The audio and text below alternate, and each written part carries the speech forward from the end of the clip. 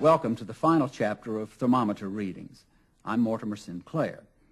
In Episode 4, Using Thermometers, we come to a dramatic conclusion as Susie learns the importance of recording temperature readings and taking corrective action when necessary.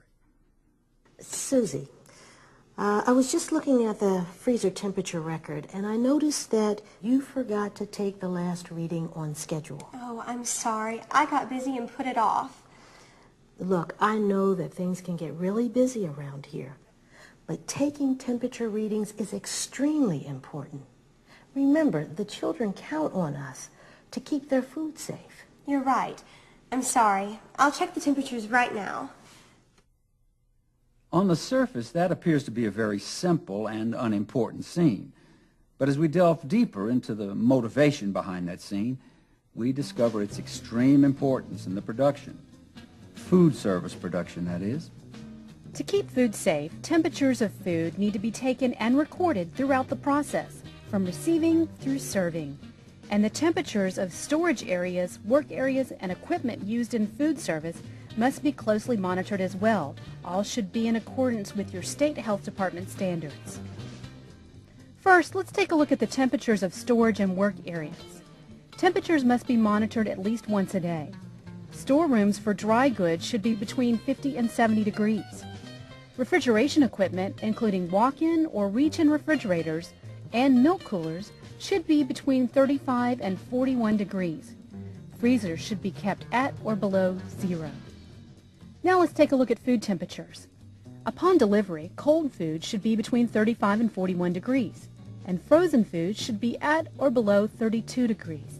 When storing the food, refrigerated items should be stored at a temperature ranging between 35 and 41 degrees. Frozen food should be stored at a temperature at or below zero. Here's how to take the temperature of foods during the receiving and storing processes.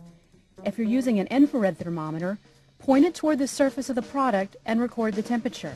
If you're using a STEM thermometer or thermocouple, insert it into the product being checked, taking proper precautions to prevent cross-contamination. For bagged items, fold them in half and place the thermometer between the halves, or place it between two bags. When preparing or cooking foods, ready-to-eat food should be heated to a minimum of 135 degrees for 15 seconds. Pork should be cooked at 145 degrees for 15 seconds. Ground beef should be cooked at 155 degrees for 15 seconds. And poultry should be cooked at 165 degrees for 15 seconds. 165 degrees for 15 seconds is also the minimum temperature for soups and casseroles and for reheating leftovers. When preparing or cooking foods, the method for taking the internal temperature varies by the type of food. For example, when cooking a whole roast, take the temperature in the center of the roast, being careful to avoid bones, gristle, or fat. If making hamburgers, use a digital thermometer to check internal temperature. When holding foods or serving them, hot foods should be kept at or above 135 degrees, and cold foods should be kept at or below 41. Read and record the temperature by inserting a bimetallic stemmed, digital stemmed or thermistor, thermocouple, or single-use temperature indicator into the item being checked. Finally, in high-temperature dish machines, 180 degrees is the recommended final rinse temperature. Check the temperature by first recording the external temperature on the dish machine. Then use a temperature holding thermometer or single-use temperature indicator that is placed on a tray and run through the machine. If a single-use indicator is used, when the water comes in contact with the surface to be sanitized, the water should be at least 160 degrees.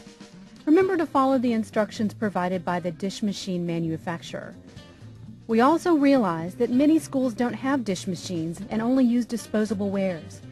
If this is the case, or if you have a dish machine that requires chemical sanitizers, this may not pertain to your school. Remember, it's vital to document all temperatures each time they are taken. School food service departments use different forms for various steps in the food production process. Always write down the date, time, and temperature, and initial each form. If at any time you discover readings that do not meet safe temperatures, take immediate corrective action.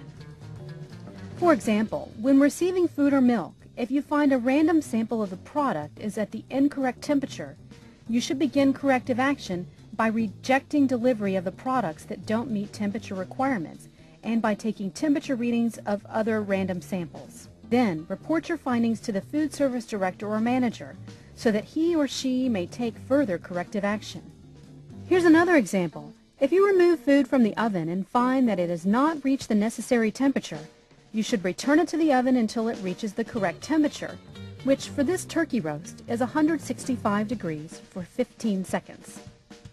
Finally, remember to clean, sanitize, and store thermometers properly after each use.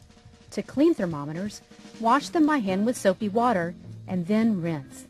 Sanitize thermometers by wiping them with alcohol wipes or dipping them in a sanitizing solution that is approved for use on food contact surfaces. Proper storage is important to make sure that thermometers are not damaged and that they consistently measure temperatures accurately. You should store each thermometer in its case. You may also store them in a separate drawer or section of a drawer. Now, let's go back to see how our two main characters, Deborah and Susie, bring this final episode to a close. Well, I'm done for the day. I've taken and recorded all of the temperature readings, and I've cleaned and stored all of the thermometers. Great job. And thanks for noticing that the temperature in the milk cooler was higher than it should be. Well, when I compared the temperature documents, I saw that the afternoon reading was warmer than the morning reading, and I knew there was a problem, so I moved all the milk to the refrigerator. Was that the right corrective action to take? Absolutely. And I've reported the malfunction so that we can get the cooler repaired first thing in the morning. If the milk had been out of the correct temperature range for too long, we would have had to discard it. But you discovered the problem in time to avoid that. It just goes to show you why taking those temperatures and writing them down is so important. Now where have I heard that before? And so, once again, a happy ending, thanks to the real stars of the show, thermometers and the school nutrition team members who use them regularly and correctly. I'm Mortimer Sinclair, and thanks for watching Thermometer Readings on the Thermi Channel.